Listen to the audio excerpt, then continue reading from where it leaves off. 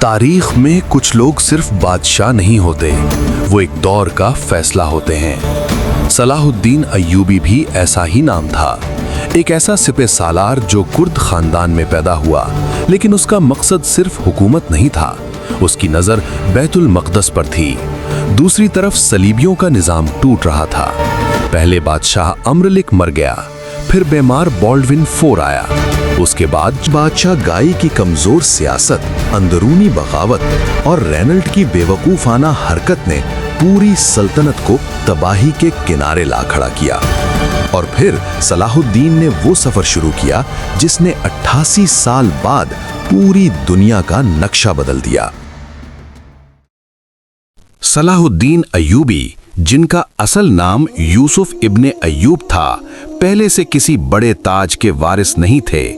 ان کا عروج جنگ سے زیادہ حکمت عملی اور سیاست سے ہوا۔ نور الدین زنگی کے نظام میں انہوں نے اپنی قابلیت منوائی، پھر مصر کا نظام سنبھالا۔ یہیں سے انہوں نے ایک ایسی قوت بنانی شروع کی جو بعد میں شام اور مصر کو ایک پرچم کے نیچے لے آئی۔ ان کا سب سے بڑا مقصد تھا صلیبیوں کی اس طاقت کو توڑنا جو بیت المقدس پر قائم تھی۔ اس وقت یروشلم کی سلطنت کو پہلا بڑا جھٹکا تب لگا جب بادشاہ امالرک مر گیا۔ اس کا بیٹا بالڈون چہارم تخت پر آیا۔ یہ وہی بادشاہ تھا جو جلد کی خطرناک بیماری کا شکار تھا، لیکن دماغ اور ہمت میں غیر معمولی تھا۔ اپنی بیماری کے باوجود اس نے کئی مرتبہ صلاح الدین کو روک کر صلیبی نظام کو سنبھالے رکھا، لیکن تقدیر کو کچھ اور منظور تھا۔ جیسے جیسے بالڈون چہارم کی صحت گرتی گئی، اس نے اپنے بعد چھوٹے بالڈون پنجم کو وارث بنایا، مگر یہ بچہ بادشاہ بھی زیادہ دیر زندہ نہ رہ سکا۔ اس کی موت نے یروشلم کی سلطنت کو اندر سے ہلا دیا۔ اب سبیلا نے اپنے شوہر گائے کو تخت پر بٹھایا۔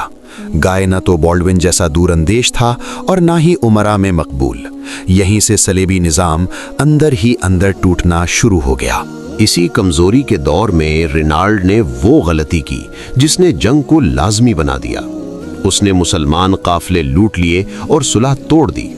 صلاح الدین نے اسے صرف قافلے پر حملہ نہیں سمجھا، بلکہ پوری سلطنت کے لیے کھلی جنگ کا اعلان سمجھا۔ پھر 1187 میں وہ مارچ شروع ہوا جو تاریخ کا رخ بدل گیا۔ صلیبی لشکر بادشاہ گوئی کی قیادت میں ٹبریس کی طرف نکلا۔ صلاح الدین نے ان کا راستہ پانی سے کاٹ دیا۔ جولائی کی شدید گرمی، تیر اندازی، دھواں اور پیاس نے صلیبی لشکر کو حطین کے میدان میں کمزور کر دیا۔ 4 جولائی 1187، حطین کی جنگ۔ یہ وہ دن تھا جب صلیبیوں کی سب سے بڑی میدانی فوج ٹوٹ کر بکھر گئی۔ بادشاہ گئے قید ہوا، رائنالڈ کو اس کے عہد توڑنے کی وجہ سے ختم کر دیا گیا اور ان کا مقدس صلیبی نشان بھی قبضے میں آ گیا۔ اس ایک جنگ نے یروشلم کا دروازہ کھول دیا۔ حطیم کے بعد قلعے اور ساحلی شہر ایک ایک کر کے گرتے گئے۔ اب بیت المقدس تنہا رہ گیا تھا۔ صلاح الدین نے شہر کا محاصرہ کیا۔ اندر سے بیلین ابن ابلین دفاع کر رہا تھا، لیکن فوج کم تھی اور حوصلے ٹوٹ چکے تھے۔ آخر اکتوبر 1187 میں جروسلم نے ہتھیار ڈال دیے، لیکن یہاں صلاح الدین نے وہ کیا جو اسے تاریخ میں عظیم بناتا ہے۔